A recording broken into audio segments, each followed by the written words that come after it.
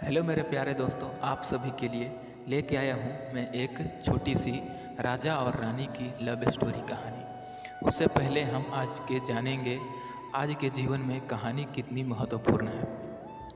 आज के व्यस्त जीवन और सर्वव्यापी तकनीकी के युग में हमने इंटरनेट और अपने बच्चों का एक मनोरंजन स्रोत बना लिया है, परंतु अपने बच्चे के साथ थोड़ा वक्त बिताना, साथ ही उसे कुछ कहानियाँ सुनाना और उसके साथ थोड़ा ज्ञान बांटना, इससे बेहतर और कुछ भी नहीं है।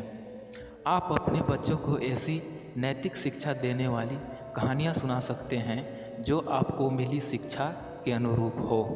तो चलिए फ्रेंड्स, आप लोग के लिए मैं एक कहानी राजा रानी वाली लव स्टोरी स्टार्ट करता हूँ। सालों पहले राजा नाथ का शासन शिवानगर पर हुआ करता था। राजा की 3 रानियां थीं।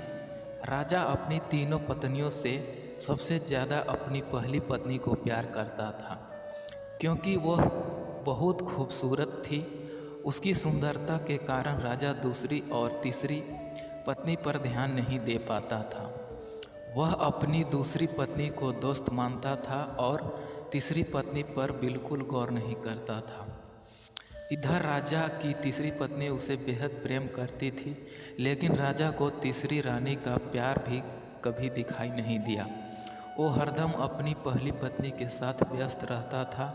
ऐसा होते होते कई साल बीत गए। रोज राजा की तीसरी पत्नी इसी उम्मीद में रहती थी कि राजा आज उसके पास आएंगे और वो कुछ प्रेम भरे बातें करेंगे, लेकिन ऐसा कुछ भी नहीं हुआ। इस तरह के कुछ वर्ष बीत गए। एक दिन राजा अचानक से गंभीर बीमार हो गए।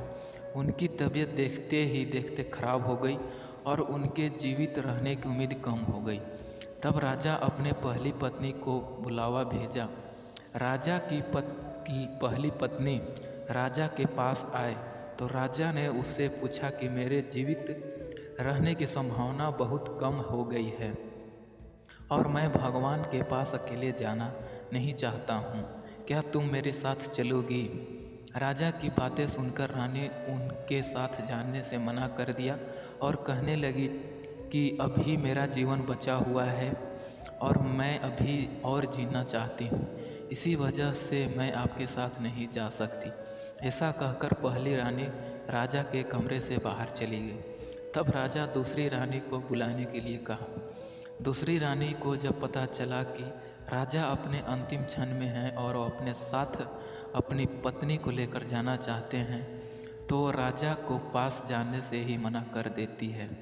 अपनी दोनों प्रिय रानी से निराश होकर राजा ने सोचा कि मैं कभी अपनी तीसरी पत्नी के समय नहीं दिया और न ही उस पर प्यार जताया, और अब मैं उसे कैसे बुला सकता हूँ। राजा सोच ही रहे थे, तभी तीसरी रानी बिना बुलाए राजा के पास पहुँच गई।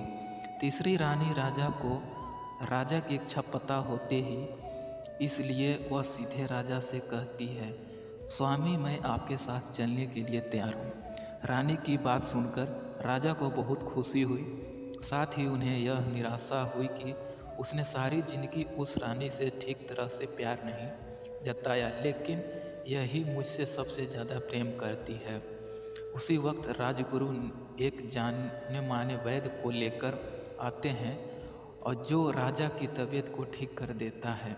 राजा ठीक होते ही अपनी तीसरी रानी से प्रेम करने लगा।